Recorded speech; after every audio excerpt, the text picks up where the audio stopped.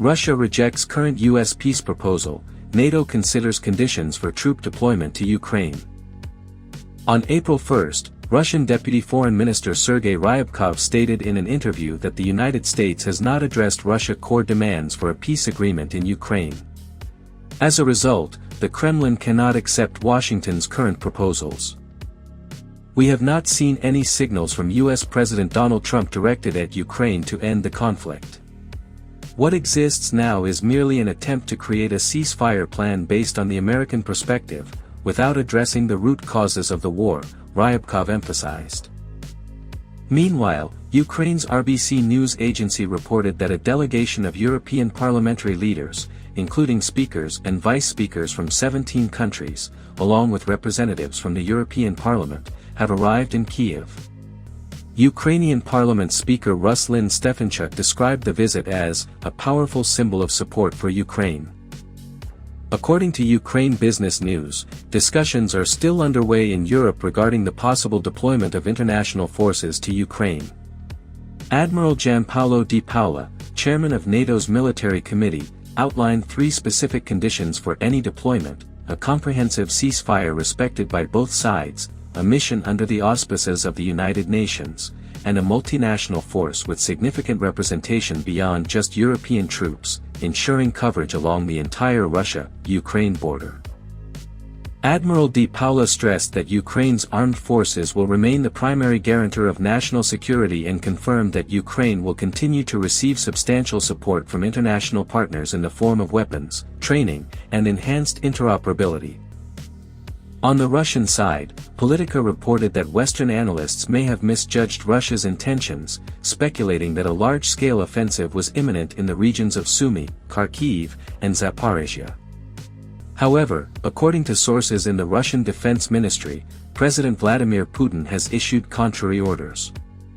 Rather than launching a massive assault, Russia will continue its existing strategy of gradual pressure, consolidating territorial gains and forming a security buffer in border areas like Sumy and Kharkiv to prevent Ukrainian attacks into Russian territory, mirroring tactics used in the Kursk campaign. A senior Russian military official, speaking anonymously, said, "While the West spent months speculating about our plans, we have already accomplished most of our goals in establishing a buffer zone in Kharkiv." U.S. opposes tough rhetoric on Russia, G7 struggles to reach consensus on joint statement. Ahead of the G7 summit set to take place at a riverside resort in Quebec from March 12th to 14th, the U.S. Secretary of State has stated that Washington opposes language that could hinder efforts to bring Russia and Ukraine to the negotiating table. Since Russia was suspended from the G7 in March 2014, the group's meetings have consistently reached a consensus. However, the situation shifted when former U.S. President Donald Trump altered U.S. foreign policy, moving closer to Moscow while increasing pressure on Kyiv. According to G7 diplomats, Canada initially hoped that member states would agree on a joint statement covering a wide range of issues, including the Russia-Ukraine conflict, the Middle East, and China. However, reaching an agreement has proven difficult due to ongoing disagreements among members. Disagreements over the joint statement. The draft G7 statement emphasizes efforts to curb Russia's shadow fleet, a term used by Western nations to describe Russian vessels that covertly transport oil, weapons, and grain while evading Western detection. The most recent G7 statement in November 2023 devoted nearly a quarter of its content to Ukraine, primarily criticizing Russia. However, this time, achieving a unified stance is proving to be much more challenging. 2 anonymous diplomats revealed that the U.S. is pushing to remove references to sanctions against Russia and its military operations in Ukraine, while advocating for harsher language against China. The U.S. emphasizes diplomacy. Speaking en route to Saudi Arabia for negotiations with Ukrainian officials, the U.S. Secretary of State acknowledged that discussions were at a standstill. Washington insists that it cannot endorse any statement that could obstruct diplomatic efforts to bring Russia and Ukraine to the negotiating table. We believe that confrontational rhetoric can sometimes make negotiations more difficult, especially now, when the U.S. is the only party capable of facilitating such talks. The Secretary of State emphasized. Additionally, the U.S. is opposing the release of a separate statement on Russia's shadow fleet. A G7 diplomat revealed that there are currently two possible scenarios, either issuing two separate statements or combining them into one. However, Washington's resistance to addressing maritime issues is complicating negotiations. Even what Canada assumed would be an easy agreement has turned out to be much more complex than expected, one diplomat remarked. As the G7 summit approaches, internal disputes persist, with member nations struggling to align their positions on key geopolitical issues. European leaders meet to discuss Ukraine peace and defense amid U.S. security shifts. On March 12th, defense leaders from France, Germany, the United Kingdom, Poland, and Italy convened in Paris to discuss peace efforts in Ukraine and the broader European defense strategy. The meeting comes as concerns grow over the U.S.'s evolving security commitments to the region. The defense ministers of these five nations, Europe's largest defense spenders, reaffirmed their continued support for Ukraine, even in the event of a ceasefire or peace agreement with Russia, but stopped short of committing to troop deployments for enforcing such an agreement. According to Defense News, when questioned about the potential deployment of troops to Ukraine, French Armed Forces Minister Sébastien Lecornu stated, "Media narratives evolve faster than diplomatic and military decision-making." NATO data projects that these five nations will collectively spend an estimated $314 billion on defense in 2024. 30-day ceasefire proposal and European pressure on Russia. The meeting followed the March 11th backing by the U.S. and Ukraine of a 30-day ceasefire proposal in Saudi Arabia, which is currently awaiting a response from Russia. UK Defense Secretary John Healey underscored that the agreement between the U.S. and Ukraine represents a crucial diplomatic step, adding that the responsibility now lies with Russian President Vladimir Putin to demonstrate a genuine commitment to peace. German Defense Minister Boris Pistorius echoed these sentiments, emphasizing that the next move depends on Russia.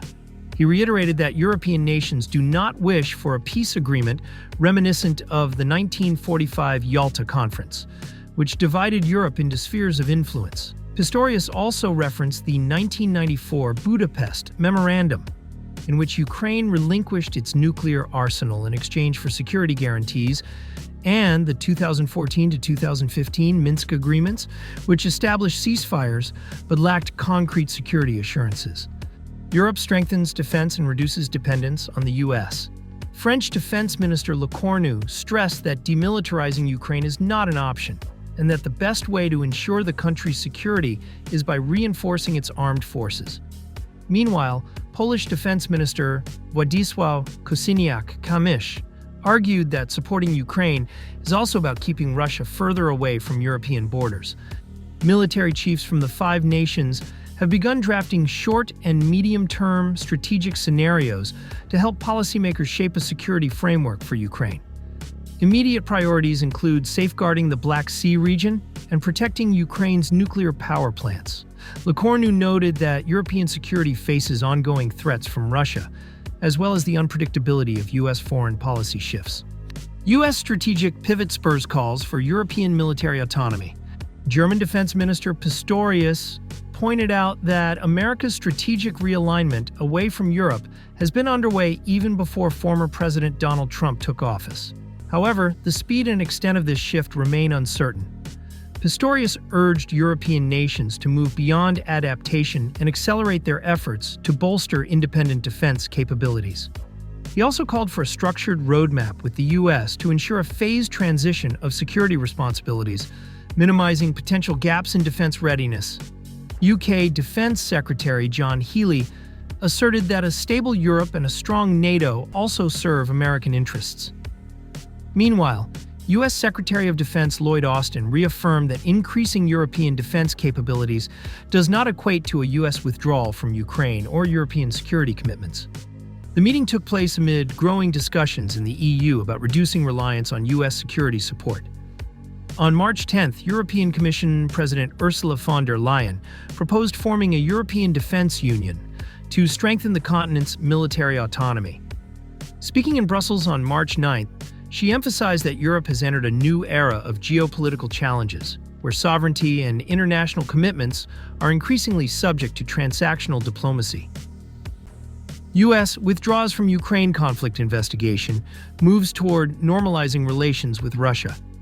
According to the New York Times, the U.S. Department of Justice has recently decided to withdraw from an investigation into Russia's invasion of Ukraine, which was initiated by the International Criminal Justice Organization and led by the European Union, EU. The U.S. joined the organization in 2023, becoming its only non-European member. Sources indicate that Washington informed its European partners of this decision before making an official announcement. U.S. officials cited government budget cuts as the reason for the withdrawal.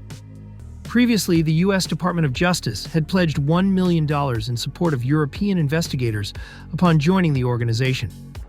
Additionally, the Biden administration is scaling back operations of the World Cat Group within the U.S. Department of Justice.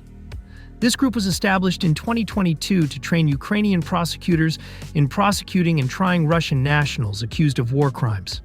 Last week, the U.S. also reduced funding for a Yale University research group that was investigating cases of Ukrainian children allegedly taken to Russia. Moscow has denied these accusations, claiming they are misinformation intended to discredit Russia's evacuation efforts from conflict zones.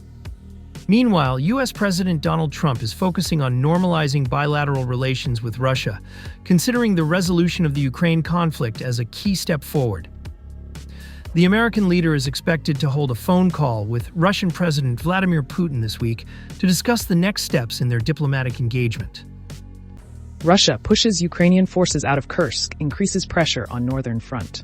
According to El País of Spain, the commander of the Ukrainian Territorial Defense Brigade confirmed that Ukraine's military command in Sumy province has lost contact with its garrison in Kursk, Russia. The commander stated that communication between Sumy-based commanders and Ukrainian forces in Kursk has been disrupted. El País reported that between 6,000 and 10,000 Ukrainian soldiers are currently surrounded in Kursk, with the primary goal being their evacuation. However, the presence of Russian drones, UAVs, aerial bombardments, and artillery fire has made movement towards Kursk nearly impossible. Russia expels Ukrainian forces from Kursk, secures all settlements. The New York Times reported that Russian forces have expelled Ukrainian troops from most settlements in Kursk.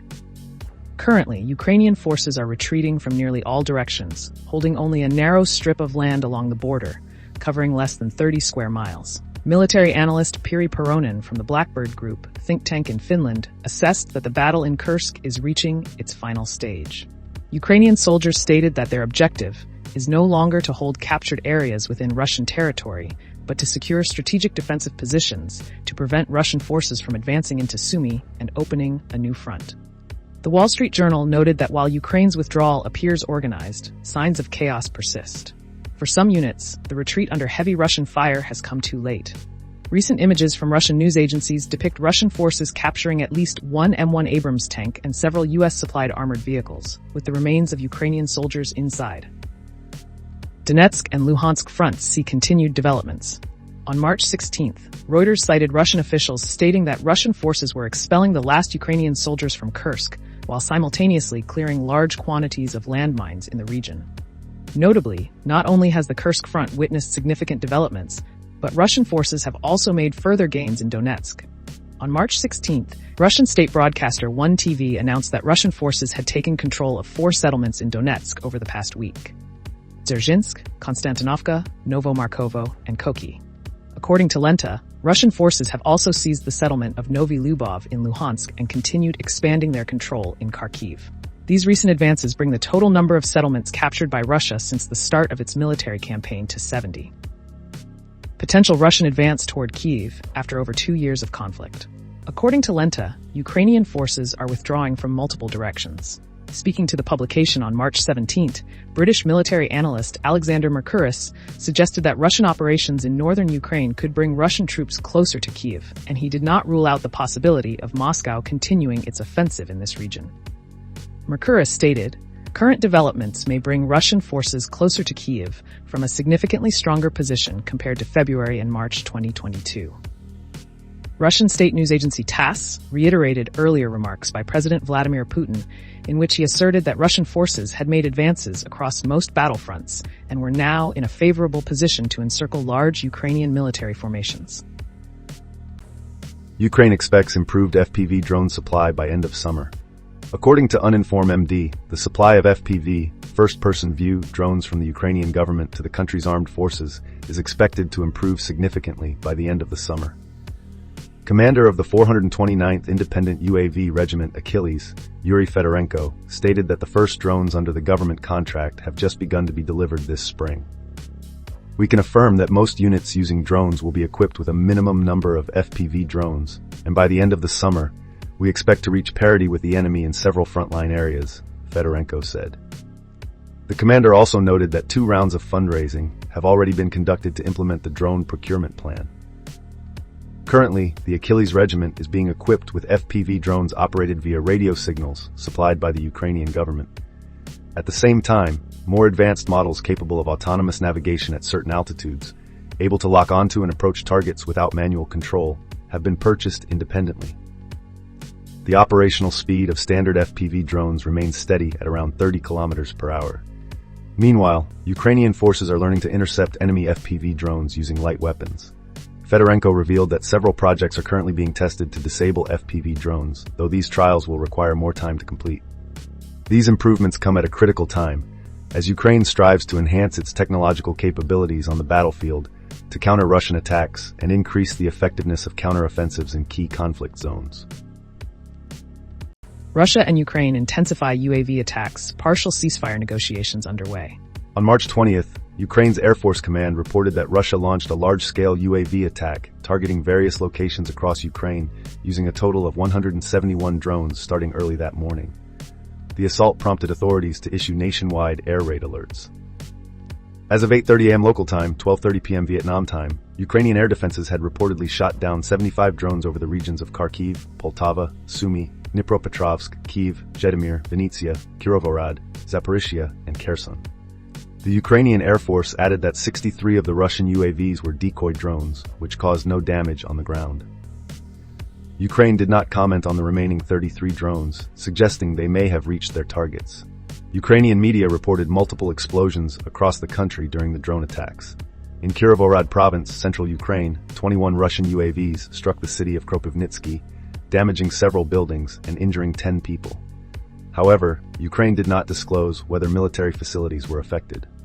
Meanwhile, Russia's Ministry of Defense confirmed that 132 Ukrainian UAVs were intercepted over Russian airspace during the night of March 20th, including 54 over Saratov region. According to RIA Novosti, debris from a Ukrainian drone shattered windows at a hospital in the city of Engels, Saratov, injuring 1 woman. Around noon, Saratov Governor Roman Basargin reported a fire at a nearby military airfield, though no further details were provided. Russia and Ukraine have been conducting near-daily UAV strikes against each other's targets. The latest attacks came shortly after Ukrainian President Volodymyr Zelensky held a phone call with U.S. President Donald Trump, during which Zelensky agreed to a Russian proposal for a 30-day pause in attacks on each other's energy infrastructure. According to the New York Times, Russia, Ukraine, and the United States are in talks to determine the timing, implementation, and monitoring mechanisms for the partial ceasefire. Some sources expect the initiative to begin in April 2025. U.S. aims for Ukraine's ceasefire deal by April 20th, with Kyiv expected to recognize new borders. On March 23rd, Bloomberg News cited a source stating that the United States hopes to reach a broad ceasefire agreement in the Russia-Ukraine war within the next few weeks, aiming for a formal ceasefire deal by April 20th. According to U.S. Presidential Envoy Stephen Goodson, the most critical issue in the peace negotiations between Russia and Ukraine is the legal status of the territories, not only those currently controlled by Russian forces, but also areas still under Ukrainian control that were unilaterally annexed by Moscow in September 2022 and enshrined in Russia's constitution. These territories include Donetsk, Luhansk, Kherson, and Zaporizhzhia, all of which have portions still held by Ukrainian forces. Moscow demands that Kyiv and the international community recognize these regions as part of Russia, making it a precondition for any peace deal. Goodson also confirmed that Ukraine's potential NATO membership has been removed from the agenda. Instead, an alternative being considered involves providing Ukraine with security guarantees similar to NATO's Article 5, which states that an attack on one member is considered an attack on all. Goodson suggested these two key topics, new borders and security guarantees, could be interconnected and reciprocal. He noted that most of the annexed regions are Russian-speaking and had held referendums in which a majority voted to join the Russian Federation. This, he said, is the crux of the conflict and the first issue that must be resolved. He stated that the U.S. would be willing to provide security assurances to Ukraine, but in exchange, Kyiv would need to recognize Russia's status over certain territories and formalize new internationally recognized borders through a peace treaty. Only by doing so can the conflict in Ukraine be resolved and a sustainable peace be achieved, Goodson emphasized. However, the cost of achieving peace and gaining Western security guarantees would be steep for Ukraine, a country devastated by war, a near-collapsed economy, and the loss of approximately 30% of its territory, including the entirety of Donetsk, Luhansk, Kherson, and Zaporizhia.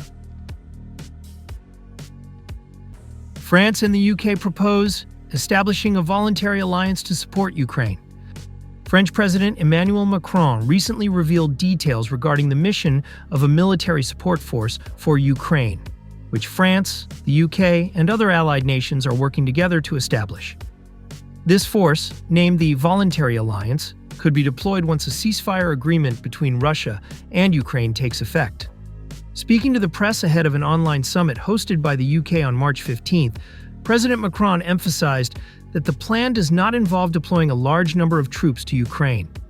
Instead, military forces will be strategically positioned in key areas. According to French newspapers Le Figaro and Le Parisien, Macron stated that participating countries could deploy several thousand soldiers to strategic locations in Ukraine. The primary missions of this force would include training Ukrainian troops and supporting defensive operations, demonstrating a long-term commitment to Kyiv. Macron also highlighted that the proposed military units from NATO member states would serve as a security guarantee for Ukraine. Several European and non-European nations have expressed willingness to join this force if it is established. Le Parisien quoted Macron affirming that this deployment does not require Russia's approval. The French president stated, "Ukraine is a sovereign country. If they request allied forces to be present on their territory, Russia has no authority to decide against it." UK Prime Minister challenges Russian president to sign ceasefire agreement. Following the 2-hour online meeting, UK Prime Minister Keir Starmer reportedly challenged Russian President Vladimir Putin to sign a ceasefire agreement if he is genuinely committed to peace. Starmer also asserted that the Western coalition would continue to increase pressure on the Kremlin, including preparing peacekeeping forces for deployment during the ceasefire implementation phase. Approximately 30 world leaders participated in the meeting, including Italian Prime Minister Giorgia Meloni, Ukrainian President Volodymyr Zelensky, and representatives from Australia, Canada, and New Zealand, as well as officials from NATO and the European Union, EU. This was the second such meeting in 2 weeks, aimed at helping Ukraine navigate shifting U.S. policies following Donald Trump's return to the White House, while assessing international support for potential peacekeeping missions in the future. According to Prime Minister Starmer, military experts will reconvene in the UK on March 20th to further discuss plans for future security assistance to Ukraine.